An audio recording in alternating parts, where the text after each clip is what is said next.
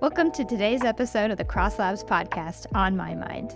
One of the things we talked about as a potential discussion topic today was trying to look at life from a physics perspective. Is life speeding up entropy? The purpose of life appears to be to hasten the heat death of the cosmos because we speed up entropy. We consume tons of energy sources and then we spit out waste. Definitely tempting, but I'm not sure. I think there's some issues with this. I mean, it's called the maximum entropy production principle, I think. So that says that basically life is there to maximize the entropy production, not the entropy, but the production of the entropy, which is like so entropy production is basically the increase of entropy, you could say. And then what you maximize is the speed at which entropy increases. So you maximize the speed, not the amount. Yeah, I guess one of the contexts of this is that this idea came about before it was applied specifically to life as a way to get from equilibrium thermodynamics to non-equilibrium thermodynamics. Because in equilibrium thermodynamics, you do basically maximize the entropy of the system in equilibrium, but that's basically a system that's already kind of dead. The processes anymore, other than everything that goes forward also goes backwards at the same rate, which is detailed balance. That works because you don't have to care about dynamics, but people still wanted to do thermodynamics of things that have dynamics, like chaotic systems, for example. So there's a conjecture that maybe if in equilibrium you maximize the actual entropy of the system, out of equilibrium what you instead might be maximizing is the rate at which the entropy is increasing. And for certain hydrodynamic systems, there were examples that were found that appeared to do this. But once you start to look, you find counterexamples. It's not really super obvious, is it, Nicholas? That it's kind of surprisingly complicated, this question now. I mean, there's some easy constructions, I guess, to show why it's probably going to be more complicated than this. Because you can identify a lot of systems where if they take the smallest spatial and temporal scale and maximize the entropy production at that scale, then the system will die. So, for instance, if you have a fire and the fire burns as hot as it's possible to burn and as fast as it's possible to burn, it can actually burn itself out before it has a chance to spread to new fuel. Yeah, it's a mess. It's probably the real answer is it's not correct. So we get into a mess because there's something that's not well defined about it. The way that I've been trying to think about this, if I just think of a lake starting to swell over its borders and it spills over, so maybe there's a lake up high on a hill and it spills over, there's no river system, there's no riverbed. That water is going to go all over the place. Then it's going to start carving out a riverbed. That riverbed itself is going to increase the speed which you can empty out that lake. So that's carving out of the riverbed is increasing the ability, that energy to get used up. So if you fill up the lake again, it's going to drain way faster the next time. Life seems to be doing a very similar thing. So in most life on the surface of the earth, the foundation energy input is sunlight, and then we're using CO2 and turning that into sugar. The plants do that with photosynthesis. And then the rest of the ecosystem is based on that. But you see that plants are fighting for space in the sun so that they can photosynthesize. When an ecosystem is healthy, that competition is extremely fierce. There's no blank spots. Like all the sun that can be captured is going to be captured if you go to like the Amazonian rainforest, right? To me, that seems very similar to carving out a riverbed to more quickly, more efficiently drain that energy. I don't think that the broad strokes of that are wrong, but one of the things that makes it a bit more complicated with life is that a riverbed, if the water source dries up, that is still going to be a stable structure for hundreds of thousands of years probably. The timescale at which it forms versus the timescale at which it goes away are very different. So that means that you don't really have any kind of concern about the riverbed having to sustain itself. Whereas with life, it usually lives and dies around the same time scale. If you stop providing energy, it dies and its ability to come back can go away. If you use all of the available energy as it becomes available, what can happen then is the system can go extinct.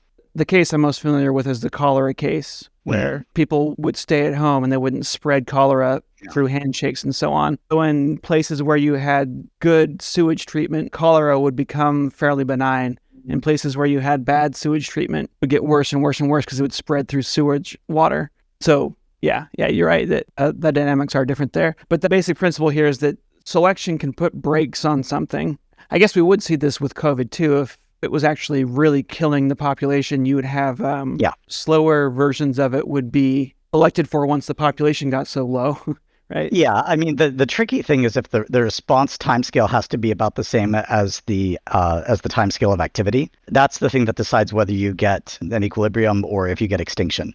Similarly, when we look at like how civilization ramps up its energy usage, if the feedbacks that tell us no, you're going too fast, stop, take a much longer time than it takes us to scale our industry, then we can get in serious trouble. And yeah, Oneris is mentioning that I'm saying global warming without saying it. Yeah, I'll say it. The problem there is that the time it takes CO2 to leave the atmosphere is like 500 to 1,000 years. It is a longer time scale than how long it takes us to go from, pre-industrial to industrial. Say that life is using more solar energy than a dead Earth would. I guess the argument was that it's speeding up entropy, but not increasing entropy. Well, it is speeding up entropy, and it's increasing entropy as a consequence of that. If you have a dead thing, you're doing the minimum that possibly can be done. Have anything on top of that, it comes at a cost.